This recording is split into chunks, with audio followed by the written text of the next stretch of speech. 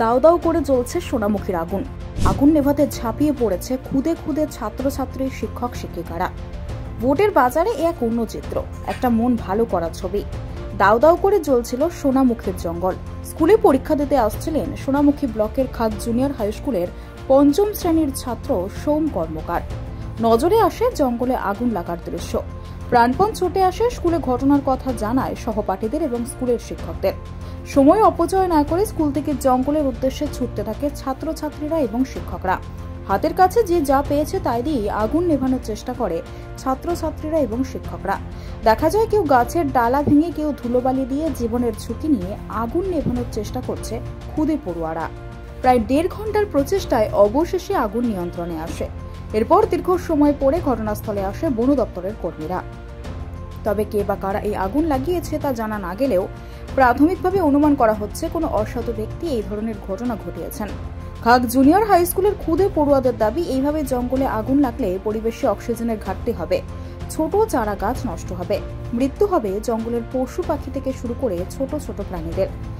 আমরা পরীক্ষা দিতে এসেছি, তারপর আমরা প্রথমেই চলে আসি, তারপর নিজেদের মধ্যে কথাবার্তা বলছিলাম। তারপর সৌম্য দেখছে তাড়াতাড়ি করে ছুটে আসে। কি হলো রে, তুই এমন ছুটে আসছো তাড়াতাড়ি? বলছে বলিস না, ওই দিকটা দমে ধোঁয়া জ্বলছে আর আগুন জ্বলছে। সে কি রে? দিবে বলছে স্যারকে চ বলি। দিবে স্যার শুনতেই তো তাড়াতাড়ি করে গেল।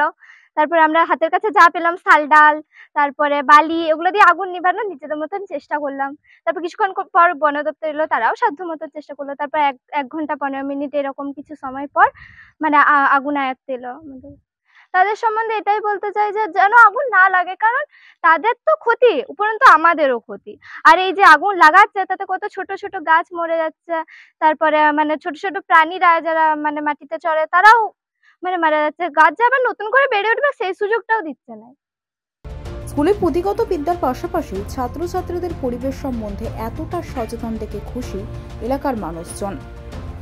হ্যাঁ, জঙ্গলে এই সময়টা আগুন লাগছে, কিছু অসাধু ব্যক্তি অসৎ উদ্দেশ্যেই লাগিয়ে দিচ্ছে, কিন্তু তার সত্ত্বেও আমরা সর্বতভাবে চেষ্টা করছি। আর খাগ হাই স্কুলে যেটা করেছে স্টুডেন্ট, শিক্ষক মহাশয়রা যথেষ্ট প্রশংসনীয় এবং সাধুবাদ জানাই আমি ওনারা যেইভাবে এগিয়ে এসেছেন। তো তার সাথে আমাদের বন কর্মচারীরা গিয়েও আগুনটা নিয়ন্ত্রণে আনা হয়েছে। আর আমরাও সচেতনতা প্রচার করছি, বিভিন্নভাবে গ্রামে মাইকিং করছি, মানুষের মধ্যে যাতে সচেতনতা আনা যায়, ওনাদের সাথে বসে মাইকিং করে, তো এই ব্যাপারটাও আমরা দেখছি। আজ পরীক্ষা চলছে এখন আমাদের স্কুলে, ফার্স্ট ইউনিট টেস্ট যে পরীক্ষা, সেই পরীক্ষা চলছে আমাদের স্কুলে। তো পরীক্ষা দিতে আসা ছাত্র পঞ্চম শ্রেণীতে পড়ে সৌম্য। তো সৌম্যই প্রথম দেখে যে দূরে জঙ্গলে আগুন জ্বলছে আর কি। তারপর সৌম্য এসে তার বন্ধুদেরকে বলে এবং বন্ধুরা সমেত আমাদের যে অফিস রুম সেখানে গিয়ে আমাদেরকে জানায়, এবং আমরা এক মুহূর্তও সময় নষ্ট না করে মুহূর্তের মধ্যে সবাই মিলে জঙ্গলে যাই, ছাত্রছাত্রী এবং আমরা শিক্ষকেরা, এবং গিয়ে তারপর ডাল ভেঙে, গাছের ডাল, বালি নিয়ে, এসবের মাধ্যমে প্রায় 1 ঘন্টা 1 ঘন্টা 15 মিনিটের চেষ্টায় একটা বিশাল আগুনকে আমরা নেভাতে সক্ষম হয়েছিলাম।